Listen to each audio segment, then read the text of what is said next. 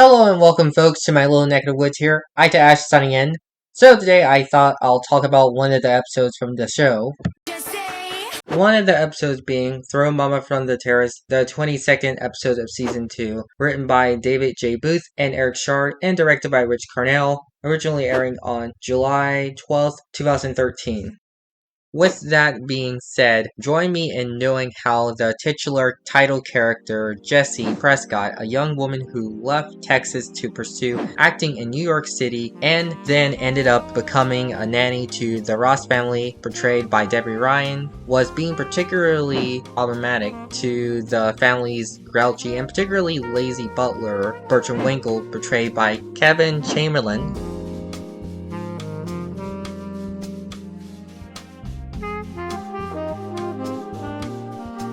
So let's begin the episode, shall we? And just as a heads up, there will be spoilers, of course. The episode starts with Bertram walking into the penthouse kitchen where the Rosses and Jessie are at. Bertram, usually being overly attached to his kitchen utensils, gets a bit upset when he sees them using his utensils, saying this. Hey, why are you touching my utensils? They only like me to touch them.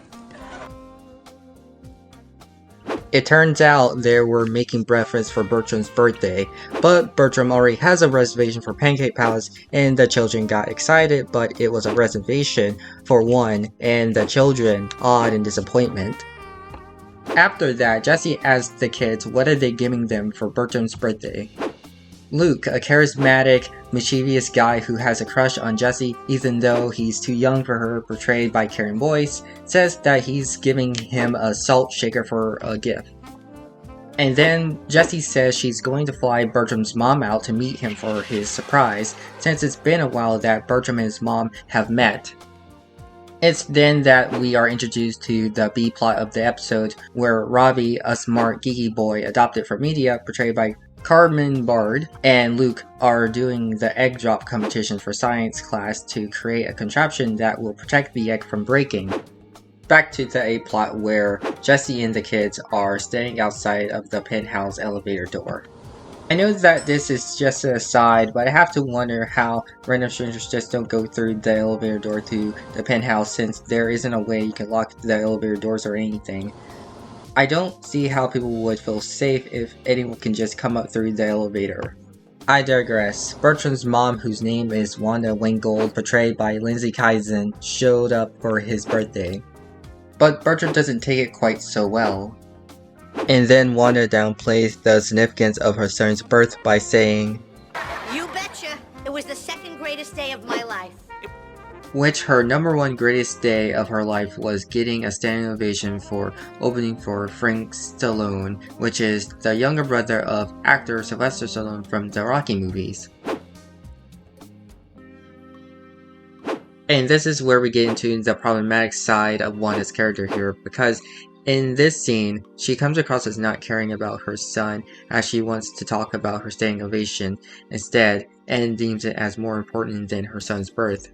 And after that, she insults her son about his weight in front of people. I don't think it's a good thing for a parent-child relationship for the parent to embarrass, let alone insult their child in front of people, because I feel like it can create distance and resentment for the child later on in their life. And I don't personally feel like it's justified to embarrass or insult your child around people. If there's any problems, then I feel like that can be best handled outside of the public eye. In any case, Emma, a fashion-obsessed popular girl and the oldest and only biological child of the Rosses, who sometimes portrays the silly blonde stereotype portrayed by Peyton List, says how long has it been since Bertram and his mom have seen each other? And then Wanda says, Too long. I would come more often, but it's so far. You do realize that view chat is a thing, right? Also, just for the record, I'll be mostly skipping over the B-plot as it doesn't really contribute to the overall point of the video. So, instead, I'll do a very summary of it. Robbie keeps trying to make a contraption so the egg won't break, and is constantly failing at it. Meanwhile, Luke constantly teases Robbie about it.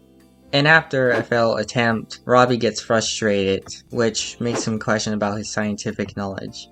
And then Jesse suggests that Luke should take the lead in the project, to which Robbie doesn't take it well. And then at the egg drop competition, Luke basically takes over the project with his contraption. And Luke drops the box and opens up the box, and the egg didn't crack, only to discover that the egg has actually been hard-boiled. When Robbie hugs Luke, the egg drops, disqualifying both Luke and Robbie from the competition, but Robbie is relieved at the fact that he's still the scientific one. With that summary out of the way, back to the A plot. So Jesse, Emma, and Zuri, a sassy, talkative, determined girl originally from Uganda, and the youngest of the Ross family, portrayed by Sky Jackson, are all sitting at the kitchen table. And then Emma brings up the fact Bertram doesn't get along well with his mother. But even with this knowledge, Jesse is still persistent on making Bertram like his present. Bertram doesn't seem to enjoy his mother's company much, and this is where I get into the problematic side of the episode. Jesse's gift is Bertram's mom, but Jesse doesn't really know the relationship between Bertram and his mother though. And while Jesse knows Bertram from some time now, but I like to doubt that they have long extensive talks to themselves. And the fact that she's trying to force this relationship to work between Bertram and his mom just because it's her gift seems a little wrong to me personally. Because I think it should be Bertram's choice if he wants a relationship with his mom. And I think it's a little unfair to try to force something like this on him. I know it's supposed to be a surprise and whatnot, but throughout the episode, it seems like Bertram doesn't necessarily want his mom there. But Bertram's mom decides to have a big show number in hopes of cheering up Bertram. And then Jesse says that she was on a drill team, and Wanda says that she was a rockette in New York City, and she puts down Jesse by saying this. That's a drill team for dancers who are good.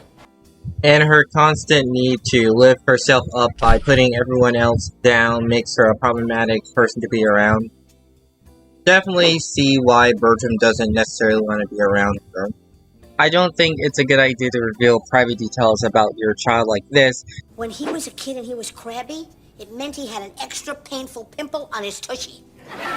Because it makes them less likely to trust you and come to you about things that are happening in their life. I'm pretty sure at some point in Bertram's life, he told his mom not to say things like that. Pretty sure she didn't listen. Bertram, do you have a big pimple on your tushy? That's a little personal.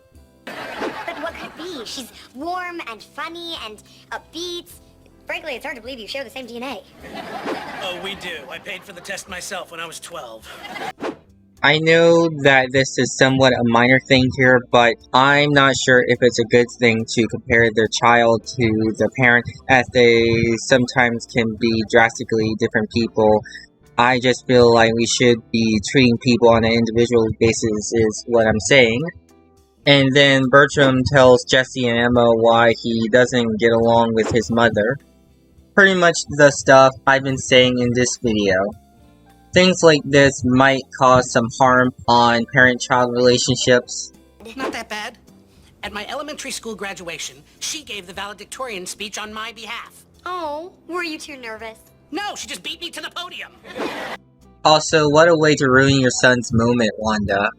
Hey, but you're both here now, thanks to my lovely birthday gesture. You're welcome. Acting a little selfish, are we now, Jesse? But seriously, after Bertram confide to you as of why he doesn't get along with his mother, you say this? I don't believe he has to thank you for this one. I feel like this can come across as invalidating his emotions and what he's going through. Basically, the equivalent of telling a kid who's afraid of the person in a toy dinosaur suit roaring at them from behind to toughen up because it's their surprise for their birthday. And also, Bertram explains that he tries to have conversations with his mom, but it never seems to go anywhere. I'm not sure if this is something that can be fixed overnight, or in some cases at all. But Jesse gets the idea to do this role-playing thing with Bertram. Jesse pretending to be Bertram, and Bertram pretending to be his mom. I am not, you loser. I gave up a fabulous career on the stage for you. I feel like this is something that she could have thought about before having him and whatnot. And to me, it seems like the reason that she's so critical and undermines her son is that maybe she regrets somewhat compromising her career to raise her son. Which is probably where most of the negativity towards her son probably comes from. It seems like sacrificing a little bit of herself might have affected her somewhat negatively.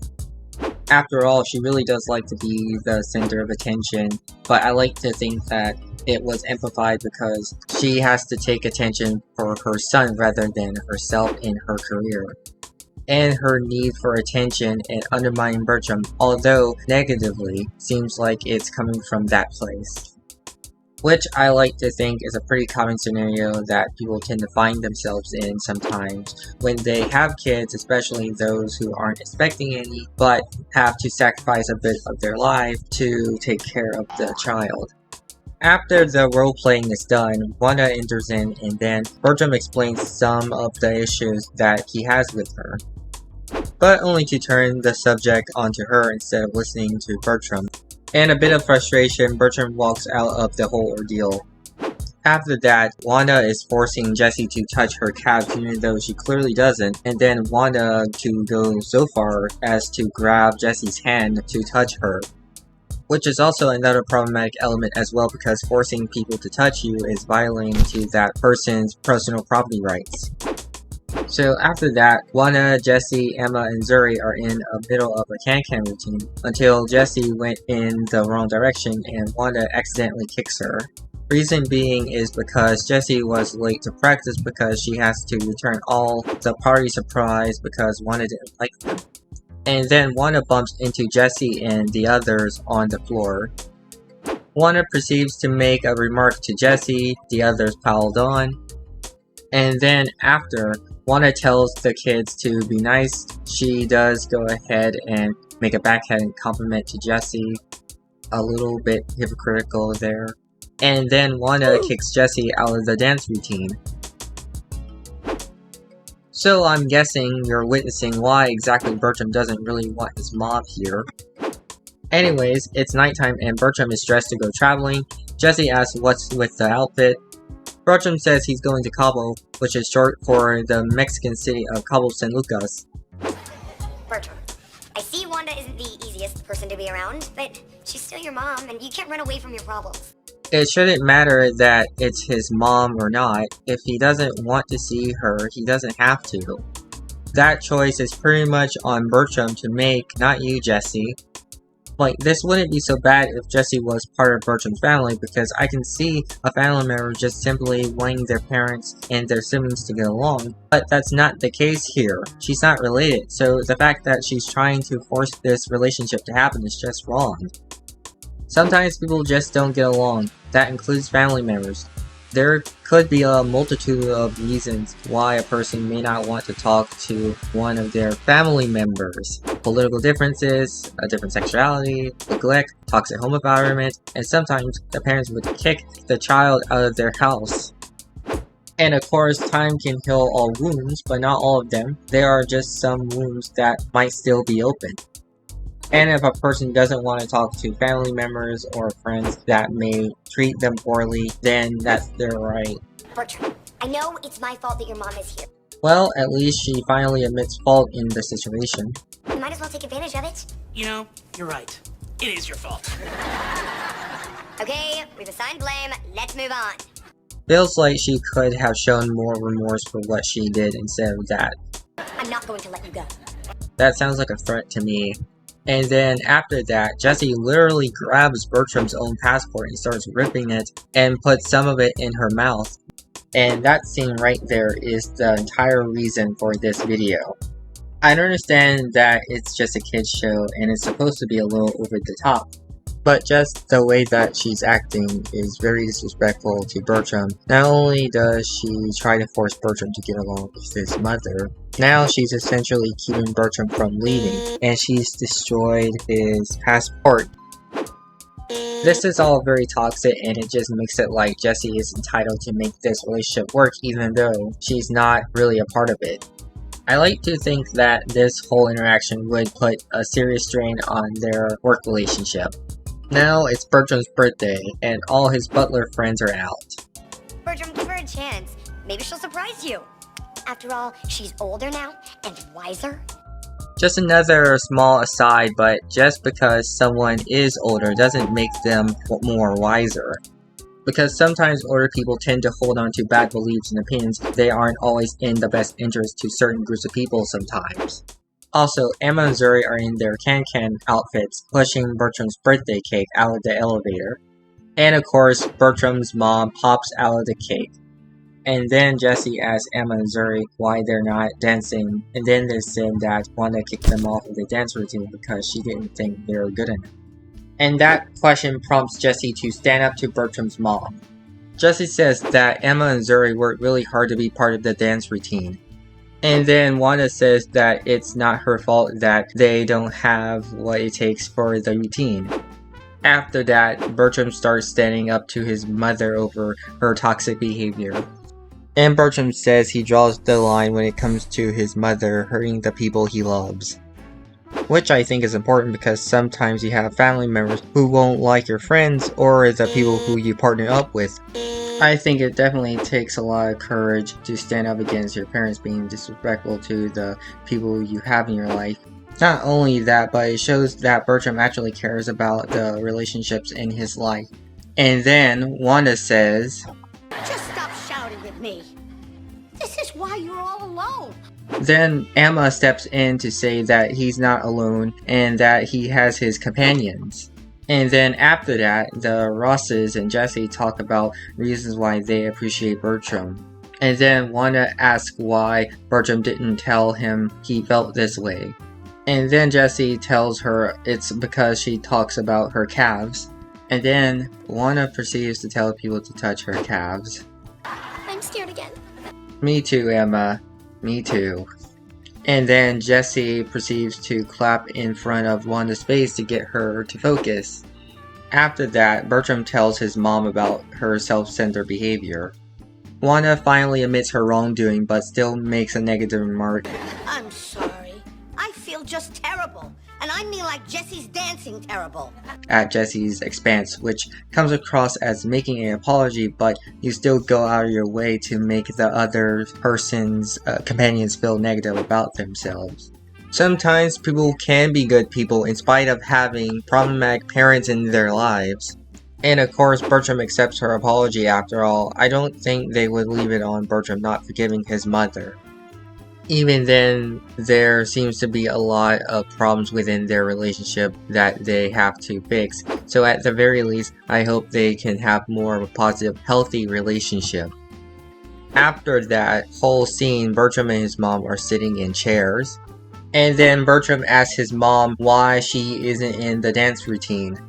Wanda says that it's because of her son has told her that not everything has to be about her.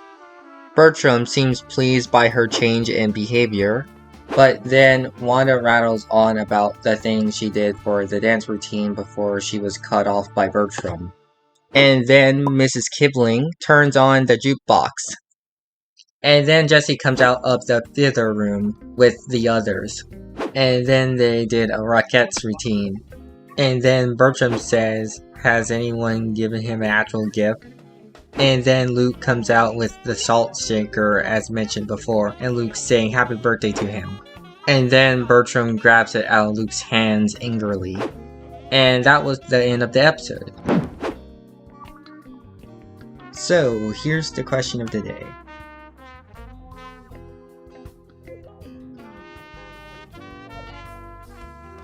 Do you believe that Jessie was being problematic in this instance about essentially forcing Bertram into reconnecting with his mother? Or that I was simply overreacting a little bit when it came to this episode?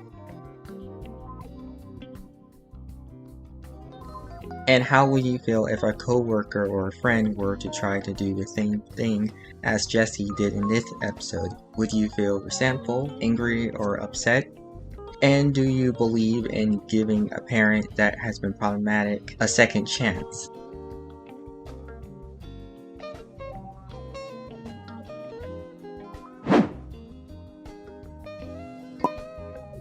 please let me know about all of the things in the comment section. I will definitely like to hear it all. In any case, see ya in the next. Cheers!